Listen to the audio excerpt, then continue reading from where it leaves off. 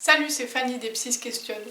Aujourd'hui, petit point théorique sur les coordinations motrices. J'essaie de décortiquer avec vous les différentes coordinations et vous donne quelques idées de jeu pour améliorer les coordinations de votre enfant. Et avant tout, je vous invite à vous abonner à notre chaîne.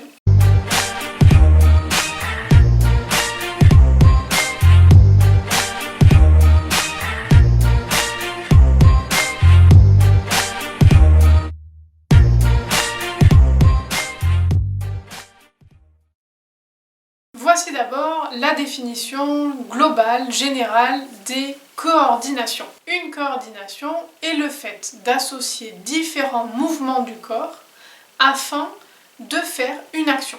Ces différents mouvements engagent plein de muscles différents dans un enchaînement temporel précis et harmonieux afin de produire un mouvement. Les coordinations sont donc un enchaînement de mouvements précis pour réaliser une action. Et il y a différentes familles de coordination. La première famille, c'est l'équilibre. Et oui, s'équilibrer, c'est une coordination. Les muscles se contractent dans un enchaînement précis afin de s'équilibrer. Il y a deux types d'équilibre, l'équilibre statique et l'équilibre dynamique. Par exemple, l'équilibre statique, c'est la capacité de rester sans bouger, pieds joints. De tenir sur un pied, de tenir sans bouger sur la pointe des pieds, faire une arabesque ou une position de yoga par exemple.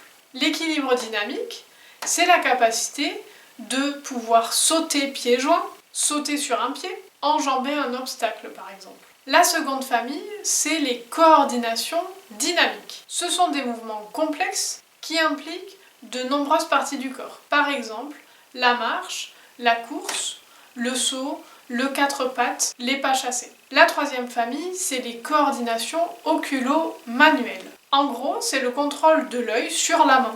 Par exemple, jeter un ballon dans une boîte ou lancer des cerceaux autour d'un plot, mais aussi des choses plus fines comme enfiler des perles. La quatrième famille, c'est les coordinations fines. Dans cette famille, il y a les coordinations faciales et les coordinations manuelles. Les coordinations faciales, ça va être, par exemple, de savoir gonfler les joues, de savoir gonfler une joue, de savoir fermer un œil, de pouvoir lever les sourcils. Et les coordinations manuelles, ce sont les coordinations fines des doigts, que l'on retrouve dans toutes les manipulations des enfants et aussi dans toutes les activités du quotidien. Se boutonner, ouvrir une bouteille par exemple, et aussi dans l'écriture. La cinquième et la dernière famille, c'est les dissociations. Et oui, finalement, ce que l'on appelle dissociation, ce sont des coordinations complexes qui ne vont pas de soi, qui demandent donc un contrôle mental, de bonnes capacités d'attention et de bonnes capacités d'inhibition des automatismes. Sinon, très rapidement, la coordination reprend le dessus.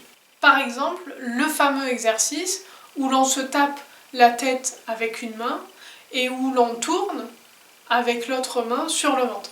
Maintenant que vous connaissez ces 5 grandes familles, vous pouvez mieux observer votre enfant et éventuellement mieux définir ses points forts et ses points faibles. Dans des jeux ou des parcours, vous pouvez introduire des modules qui permettent de travailler telle ou telle coordination. À très bientôt!